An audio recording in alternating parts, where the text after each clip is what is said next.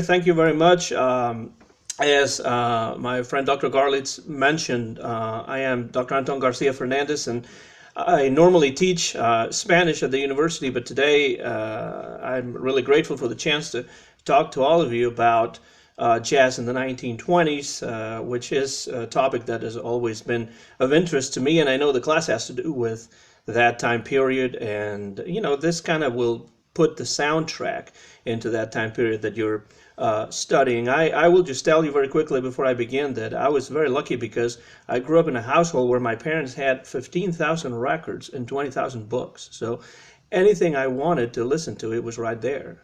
Any book I wanted to read was right there. I didn't have to go to the library. So that meant a lot to me, and that was a way for me to get into, Bob Dylan and the Beatles and the Stones and Elvis and, the blues, all sorts of different kinds of music. But when I was a teenager, just around, I don't know, maybe 13 or something like that, a part of the record collection that my dad had and still has in the northwest of Spain where I grew up,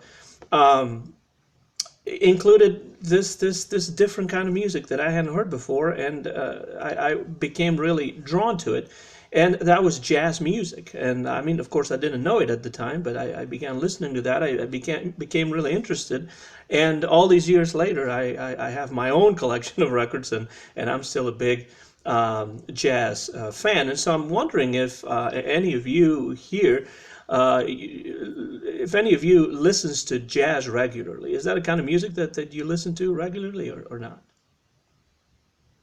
Maybe some of you a little bit, some of you no.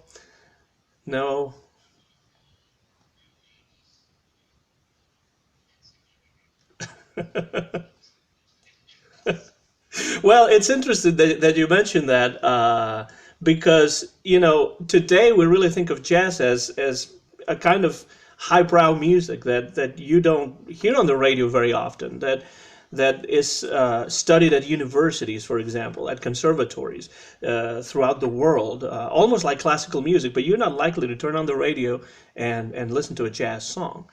That would be completely different in the 1920s because back then, about 100 years ago, it was jazz was in its infancy, really, in many ways, and it was seen as a novelty that would actually become the popular music of the day. So jazz was really the popular music of the 1920s, and then later in the 30s and 40s and on and on and on. So it is a music that was popular in the 20s, but that had a lasting influence on American popular music at large. So it was possible to hear it on the radio. It was possible to hear it in clubs, and in many ways, it was part of the soundtrack of that era. It really originated in New Orleans within the African American community.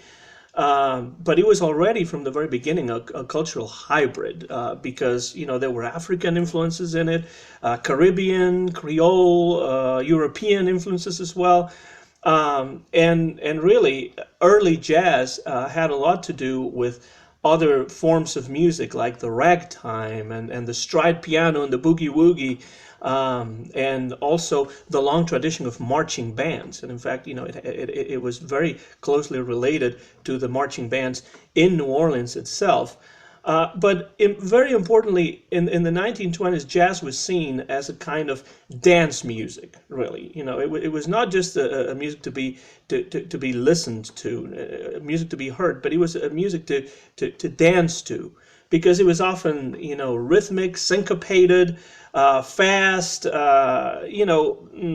meant for dancing, perfect for dancing. And I put together a track list of, with a few tunes that I'm sure Dr. Garlitz sent to you. And if you listen to some of those records, you will find that they are very fast, a lot of them. And they're really syncopating, really peppy, really energetic. Well, that's because jazz was a music that was meant to be danced to.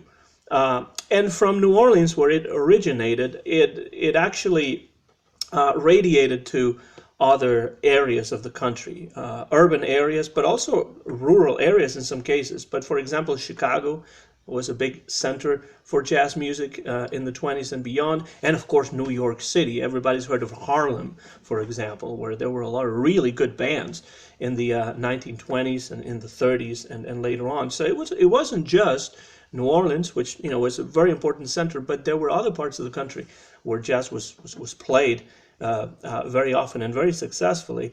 Like I said, Chicago, New York City, and other places. And when I say that it was a kind of music to dance to, it has a lot to do with the fact that in the 1920s, many different dance fads took place. And so, for example, there were new dances that were seen as modern, like the turkey trot, the Lindy Hop, the Charleston. Maybe you've heard about the Charleston, which was a kind of dance. And, jazz music was used to dance to those new, different steps. And, it is very important to see that in the 1920s, jazz begins to evolve in a way, because in the early years in New Orleans, in Louisiana, jazz was structured on the basis of a great deal of ensemble playing. So all the musicians would play together. There weren't real soloists as such. And the idea was that the band would be, woven together and they would play together. And that kind of ensemble playing was very typical of New Orleans in the early years. But and if you listen, for example, to the recordings of the original Dixieland jazz band, there's one that's on that list. You will hear that. Those were groundbreaking records from even before the 20s, 1917, 1918. But you can already hear this idea of the ensemble playing. It's interesting that the original Dixieland jazz band was actually a white group. It wasn't a black group. So you can see that jazz was played both by African American musicians and also by white musicians from the very beginning of the music, because of the cultural melting pot that was New Orleans. The thing is that the original Dixieland jazz band was the very first band to actually record. And the importance of records, we will get in a little bit to the importance of records. But musicians from different ethnicities would play jazz from the very beginning of its history. And the original Dixieland jazz band, and very often they actually spelled jazz with J-A-S-S, not J-A-Z-Z. So at the very beginning, the spelling of the word jazz, nobody knows exactly for sure where the word comes from. There's different theories, but sometimes it was spelled with double Z, sometimes with double S. These people were important because they made the first records in the late teens, but also because they took the music to other parts of the world. They toured Europe, they played in different parts of the United States, and so they helped popularize the music right after World War I. It is important to think that the United States, you probably, learning quite a bit about this in the class, and Dr. Garlitz would know a lot more than me about this for sure. But it was a time in many ways of economic prosperity for the United States, not so much for certain other countries in Europe because of the First World War. And so, there was a time when, young people were drawn to jazz as a kind of music that could be danced to. And I cannot stress enough how important it is that jazz music was dance music. It wasn't something that you would sit down to listen to necessarily, but it was meant for dancing. Now, I mentioned the ensemble playing, which was very interesting in those early years of jazz. But throughout the 1920s, the first important soloists began to emerge. And this is another reason why the 1920s are important, because when you think of jazz today, you think of like a jazz solo, right? Or somebody playing the saxophone or the piano or the trombone or whatever it is. And even the drums, and they have moments where they take solos. Well, that began to be more common during the 1920s. And in fact, some of the most important early soloists begin to emerge. And you may have heard of some of those. Now, one of them was Jelly Roll Morton, who was not just a musician, but he was also one of the first composers in jazz history, one of the first arrangers as well in jazz history. Now, he borrowed a lot of the melodies from different sources, from Cuba, from Mexican music, from marches. Remember the relationship between jazz and the marching bands, from folk songs. But what he did is he would take those melodies, blues melodies, ragtime melodies, and he would rework those melodies, and he would transform them into a style that was recognizably his own. And Jelly Roll Morton was extremely influential because he was not just one of the first jazz soloists, but he was also a composer. And this is important. Then we have King Oliver. King Oliver led a band called the Creole Jazz Band, and he made many influential records in the 1920s.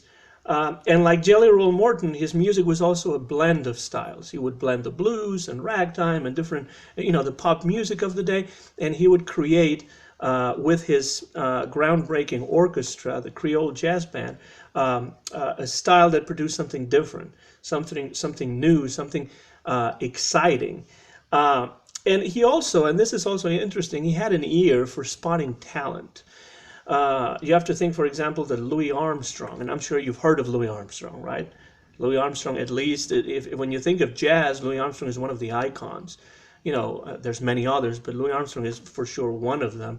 Well, Louie Armstrong spent some time playing trumpet in the band of King Oliver before striking out on his own.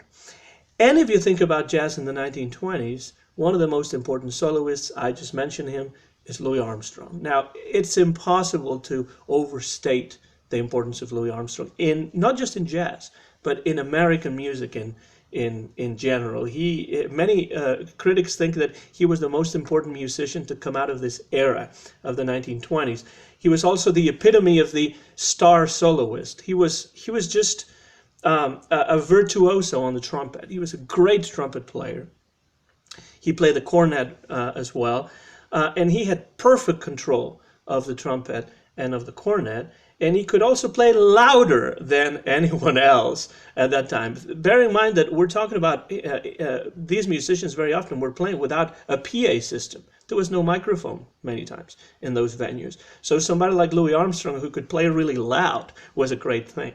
And not only was he a great musician, but he could also play louder and in many cases faster than anybody else. But when you think of Louie Armstrong, you don't think only of the trumpet. You also think of his vocals, of the way he sang, because he created a very recognizable vocal style as well. He sounded, he had kind of like a growling voice. I'm not going to imitate it because it would be a disaster. It would hurt my throat. But he actually has a growling voice that is so recognizable. And very often he uses his voice as an instrument. And that's going to be very important. He also felt very comfortable in a big band setting with a large orchestra within which he could shine as one of the soloists. And also he was very comfortable in a small group setting. So he made recordings with bigger bands like the Creole Jazz Band of King Oliver, but then he also led his own small groups. And his recordings in the mid to late 1920s, and really, if you want to listen to really good jazz music from the 1920s, a great example would be the Louie Armstrong Hot Fives and Hot Sevens. So basically, the Hot Fives and the Hot Sevens were small group recordings that he made in those years. And they are classics from the late 1920s, and they were hugely influential thereafter. And of course, Louie Armstrong is not restricted to the 1920s. When you think of Jelly Roll Morton, that's a musician that more or less you associate with the 20s, and that's about it. But when you think of Louie Armstrong, he kept playing until the 1970s, and he became a huge pop star who made jazz records, who made pop records, who appeared in movies, who appeared on TV, who traveled with the State Department all over the world, bringing jazz to all different parts of the world and bringing American culture and bringing American music all over the world. So Louie Armstrong, any record you can find by him, I highly recommend that you pick it up and listen to it. And the Hot Fives and Hot Sevens are among his best recordings. And then we have, of course, somebody else by the name of Sidney Bashay. Sidney Bashay began playing the clarinet and then somehow switched to the soprano saxophone. And the soprano saxophone has a very distinctive sound. It was not a very common instrument in those days, but he really mastered that instrument. And he's perhaps not as well known as some of the other musicians of the era because he spent a lot of time in Europe. Not so much in the United States. He spent so much time in Europe, especially in France, where he felt really at home. Bear in mind that a lot of these musicians were treated better in Europe than they were treated in the United States because of the amount of segregation in the United States. So a lot of them who were African American, some of them actually traveled to Europe and made a living, a much more decent living, playing in France or in the United Kingdom or in Germany or in the Netherlands than they would back home in the United States, which is sad, but it's the way it was. And that happened to Sidney Bashay.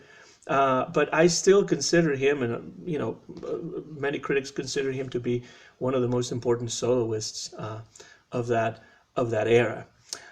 So we mentioned New Orleans, and it's very important as a foundational place. But jazz was played widely in other parts of the United States and in the Midwest in particular, because Chicago was at that time in the 1920s a city of that had a very interesting jazz scene in the 20s and early 30s, and many influential musicians came from there or moved there because there were enough clubs and enough venues where they could play, make a living, make records and stuff like that. So there were several New Orleans musicians, Jimmy Noon, for example, who traveled to Chicago. Many of them African American, many of them white as well. So that mixture of white musicians and black musicians was as true in New Orleans as it was in Chicago and of course in New York City as well. Now, some of the really influential musicians that recorded in Chicago, let me tell you about a couple of them. We have Joe Vanudi and Eddie Lang. Now, the two of them were Italian Americans who made some really influential recordings as a violin and guitar duo. So Vanudi played the violin, and Lang, who died young, unfortunately, played the guitar. And they made some really good duo recordings in violin and guitar.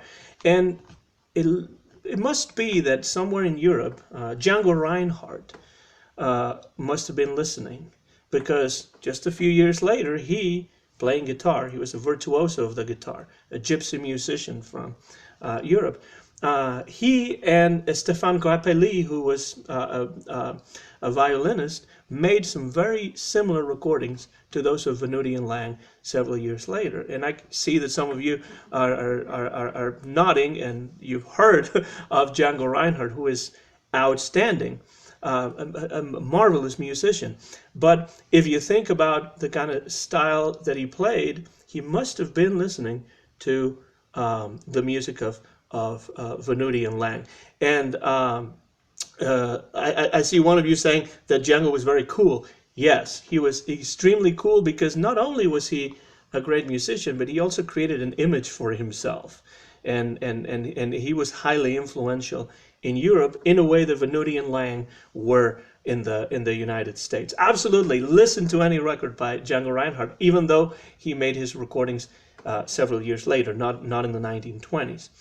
Then we have Red Nichols, who was originally from Utah, and he moved to Chicago, and he led a band called the Five Pennies. it was a band that included some of the best musicians in Chicago at that time, many of whom would become famous during the swing era of the late 1930s and 1940s. If this were a class about World War II, we would be talking about the swing bands. But many of the musicians in the swing bands actually began in the 1920s, many of them playing with Red Nichols. People like Tommy Dorsey, who was Tommy Dorsey, when he had his own band, he had a guy called Frank Sinatra singing with him, a young Frank Sinatra. Then Benny Goodman. Benny Goodman was a great clarinet player who was Jewish and who played in Chicago around this time with Red Nichols. Gene Krupa was a great drummer, and all of these would become better known in about 10 years down the road in the late 30s when the swing craze began to sweep the United States. And then remember that before I mentioned Louie Armstrong. Louie Armstrong is extremely important. And this other person here, Bix Beiderbecke. Bix Beiderbecke, that's a difficult name. It sounds German, right?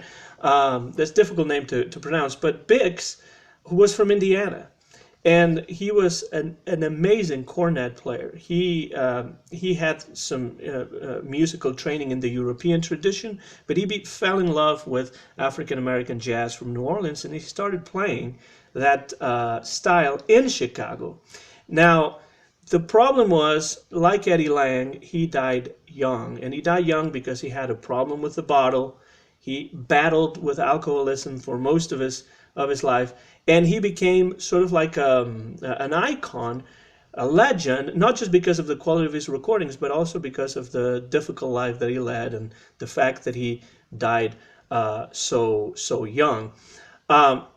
He loved the music of Louie Armstrong. He loved the music of the original Dixieland jazz band, and he kind of adapted that kind of sound to his own sensibility. And he made some really great small group recordings with a man called Frankie Trumbauer. And that led to him being hired by one of the biggest dance bands in the country to play the cornet. There was a man called Paul Weidman in the 1920s, 30s, and beyond, who had one of the biggest bands in the United States, one of the most popular bands in the United States, and he hired some really good jazz musicians to play jazz, but also to play other kinds of music, because the Paul Weidman Orchestra wasn't just a jazz orchestra. And Bix, if you compare him with Louie Armstrong, for example, Bix played a sweeter, a more lyrical, a cooler, in a way, form of jazz. Cooler not in the sense of being cool, being great, but cooler in the sense of sweeter, not as strident, form of jazz that would also be very influential. Now, I've mentioned that we have small groups in the 1920s, but we also have big bands, bigger orchestras. Orchestral jazz was also played in the 1920s. It is more associated with the swing years of the 30s and 40s, but in the 20s, we also have large orchestras that play jazz, and this is sometimes known as orchestral jazz. And it was very popular in the 1920s. Why? Because it was great to dance to. And if you are in a club or in a dance hall where there's no amplification, a big orchestra always sounds better than just a couple of musicians, right? Some of these bands made wonderful records. Some of them were African American. Fletcher Henderson, for example. You probably have heard of Duke Ellington. Now, Duke Ellington starts as far back as the 1920s, late 1920s, and then he goes on to an amazing career. He's one of the most important musicians in American music in the 1920s. And then we also had some white bands. I mentioned Paul Weidman, for example. Paul Weidman was a huge star. I mean, it's hard to explain how big some of these musicians became in those days that led some of these big bands. They were the stars of the time. Whoever you think of today as a pop star, I don't know who they would be, but back then, people like Paul Weidman would be pop stars. Many of these bands, Fletcher Henderson, Duke Ellington, Paul Weidman, offered jazz as part of their repertoire, but they also played other styles, and this brought jazz to a wider audience because people were out there to dance to, and maybe they were dancing to a tango or to, a different kind of, some Caribbean music, but then there is some jazz thrown in as well. And that helps the popularity of jazz because it brings jazz to a wider audience. And little by little, jazz is starting to have a bigger impact on the popular music of the 1920s. To such an extent that I'm sure you know this, and probably Dr. Garlitz mentioned this before, the 1920s are often referred to as the Jazz Age.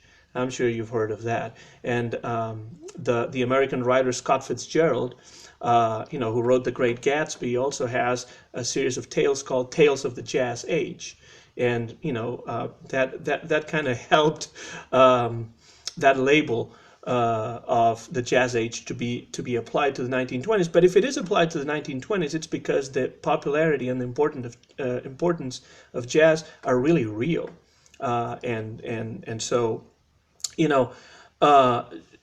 jazz kind of permeated all the music, or a huge amount of the music that was played and recorded in the 1920s. And this is what I have to tell you, and this is, I think, very important. The mass media in the 1920s have an amazing importance in the popularization of jazz in this era. Jazz would never have been as popular as it was, or as influential as it was, without the role of the mass media in the 1920s. Think, for example, that the 1920s see the beginning of radio. Radio becomes really popular in the 30s and 40s, but it actually begins commercial broadcasting in the 1920s in the United States and in other parts of the world. And it becomes, radio, a really important outlet for the music, and also for many of the bands that performed over the airwaves, and therefore reach a wider audience that way. These are, like I said, still pioneering years for radio, and it will become a mass means of communication more in the 30s and 40s, before the advent of television. But in the 20s, it starts becoming popular. It starts having an impact on popular culture, and therefore also in the popularity of jazz. There's also film, the movies. The movies in the early 20s were still silent. There was no sound. But the dawn of sound pictures will have an impact on the spreading of jazz and on the popularization of jazz. Think, for example, that the first sound movie was entitled The Jazz Singer from 1927. It wasn't really a sound movie as such, because only some parts of the movie had sound. It was really a silent movie that had a few sound parts with music, sung by a singer that was very popular back then, Al Jolson. His music wasn't really jazz, right? Wasn't really jazz. Al Jolson wasn't exactly a jazz singer. He was more of a vaudeville artist. But his syncopated music, to a certain extent, was influenced by jazz. And just to think that the first movie that is known to be a sound picture, or recognized as a sound picture, was called the Jazz Singer. Well, it is significant. It tells you that jazz, whether what Jolson was singing was jazz or not, in the minds of the industry, in the minds of the audience, jazz was as important a kind of music as rock and roll would be in the 1950s or 1960s. And then we also have, and this is the most important of all, records. Records, because phonograph records were the main medium that helped popularize jazz, that helped jazz along the way in the 1920s. Radio had a part in it, but it was still not as popular as it would become later. And the films, were only sound movies at the very end of the 1920s. They were silent most of the time during the 1920s, so no music in there, right? No sound in there. But records were really, really important in popularizing jazz and in popularizing other kinds of music as well. In the 1920s, there was what we know as a recording boom, because millions upon millions of records were sold before the sales figures dropped in 1929. Because what happened in 1929? The stock market crash, right? And so then the Great Depression, and records were not sold as much. But before that, millions and millions and millions of records were sold yearly in the United States and in other parts of the world. So the recording industry recorded, of course, all kinds of music. Irish music, ballads, Victorian songs, but a lot of jazz as well. And not only that, they also ventured out into parts of the country where they had never held any recording sessions. And they also saw the possibility of exploring new markets. So if you think, for example, that the first recordings of blues music or of country music, which was back then known as hillbilly music, but country music, blues music were first recorded in the 1920s. Why? Because the companies saw that there were markets that they could approach, and they could make money out of selling records to people who like blues, or selling records to people in the country in the South who may like fiddle tunes, or something like that. So records are the main sources for studying the jazz and the music in general that was made in the 1920s. And so necessarily the records give an incomplete view of the music, because there were important musicians that recorded very little for different reasons. And so we don't know exactly what these people sounded. Maybe some of them went unrecorded, because they didn't have the chance to record. Not everybody recorded. And so, we have the records to study the music, but we have to realize that maybe, and for sure, there are musicians that never recorded, and so we will never know how or what they sounded like. Not only that, but think about that the fact that the recording technique itself improved during the 1920s, because records at the beginning of the 1920s were made acoustically without electricity. So there were certain instruments that didn't record very well. For example, a stand-up bass, right?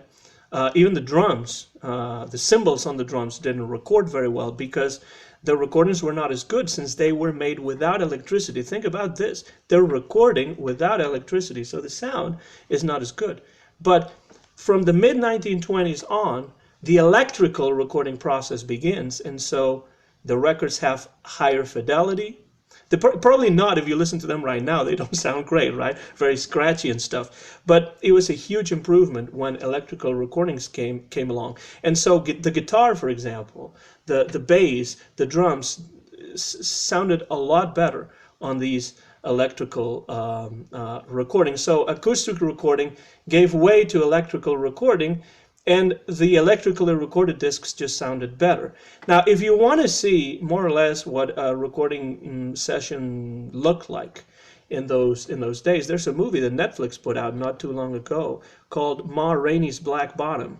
Black Bottom was a kind of dance in the 1920s. That is a fantastic movie for many reasons, but one of the reasons is that it gives you an idea of how these musicians recorded, what they were paid. Very often were mistreated, especially those who were African American, but not only. And it's a movie that I really recommend. That if you're interested in the music of the 1920s, that's something you should really watch. And Ma Rainey was one of the biggest blues singers of the era, along with Bessie Smith, for example, or Mamie Smith. Also, there's a very big connection between blues and jazz. A lot of blues singers, many of them women, recorded with jazz musicians. Louie Armstrong, for example, played with Bessie Smith, and I think I gave you an example on that list with "Careless Love Blues" by Bessie Smith, and you have Louie Armstrong backing her up on there. So I don't want to make this too long, and I may want to give you a chance to ask any questions or make any comments at the end if you have any any to make. But just in conclusion, what I would like for you to remember of my talk today in the class is the following. First of all, that jazz really became the popular music of the 1920s and became a driving force in popular music well beyond the 1920s. So the influence is not just in the 1920s, it extends way beyond that decade. Also, jazz was seen in the 1920s as a kind of modern dance music. And it was scoffed at by certain segments of the population because of that.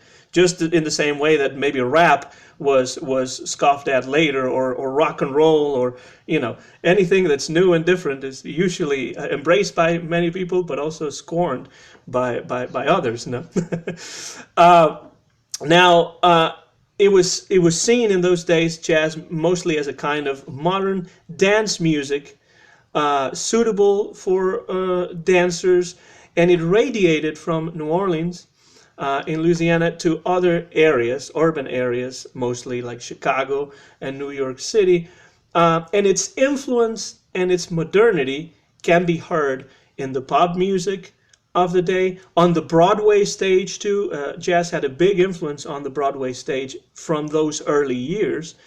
And even it had an influence on American classical music. If you think of the compositions of Aaron Copland, for example, or the Rhapsody in Blue by George Gershwin, George Gershwin was in love with jazz music, and he adapted the sounds of jazz to some of his classical compositions. He also wrote pop songs in those days that were influenced by jazz. But Rhapsody in Blue is a classical masterpiece by George Gershwin that was for sure influenced and modeled on jazz.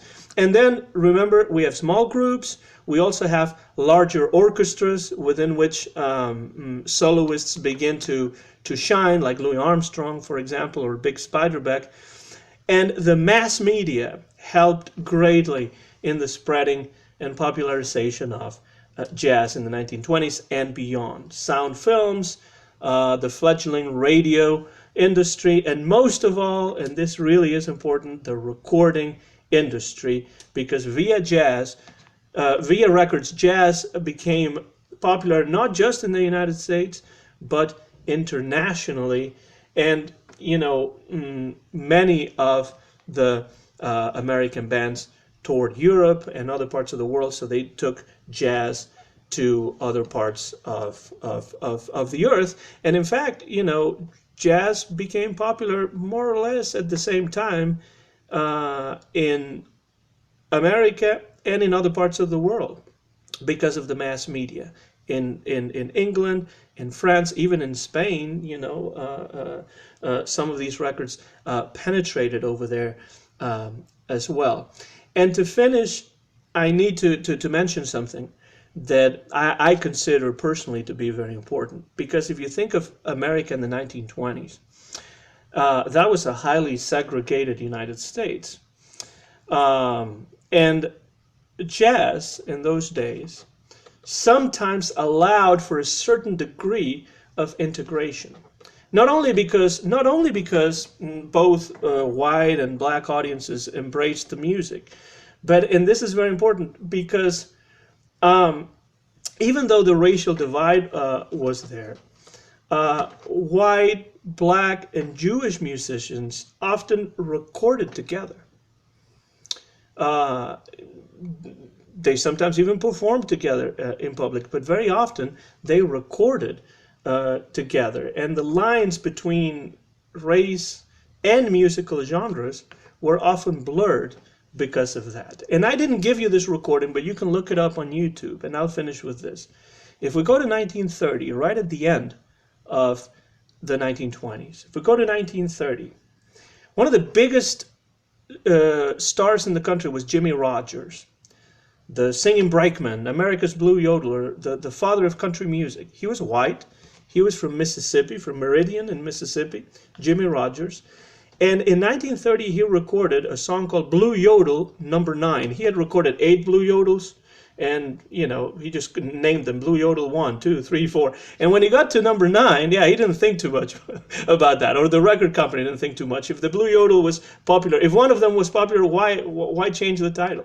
Just change the number, right? So when he recorded number 9, which is also known as Standing on the Corner, because that's how it starts, in 1930, I say it again, he recorded that Blue Yodel number 9 with Louie Armstrong on cornet, and Lil Harding Armstrong, who was Armstrong's wife, on piano.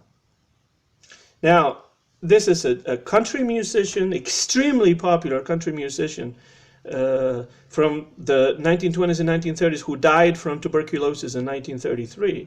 And in 1930, he's recording in a studio in California with 2 African-American musicians of the stature of Louis Armstrong and his wife. And the recording is fantastic because it's country music, but it's also jazz, and it's also blues. It's just a beauty. So I should have put that on the list. Just look it up on YouTube, and you'll find it. This isn't an extremely common occurrence, but it is significant, I think, in a time of intense racial segregations, because musicians learn from one another very often without paying attention to the color of the skin. In the 1930s, in the 1940s, this will become more and more common. And if you think, for example, of Benny Goodman and his Benny Goodman Quartet in the 1930s, he had some African-American musicians playing in the quartet. He himself was Jewish, so there were black, white musicians playing together, and musicians of the stature of Lionel Hampton, of Benny Goodman, of Gene Krupa, of Teddy Wilson, was a great African-American pianist, all of them playing together. This was not common in the society of those years, but within music, this was popular. This was possible, and I think that it needs to be studied more, and it needs to be said more often, that art can help in this kinds of social situations to kind of improve society and kind of make people embrace each other in the way that they should, in a way that very unfortunately wasn't done in the 1920s. So I'll just finish with that on that note, and I appreciate your paying attention to all of this. I hope you enjoyed some of the records, the recordings that I sent on the list. And if you have any questions, any comments to make, Ricky, this could be the moment to do it. I appreciate it. Thank you.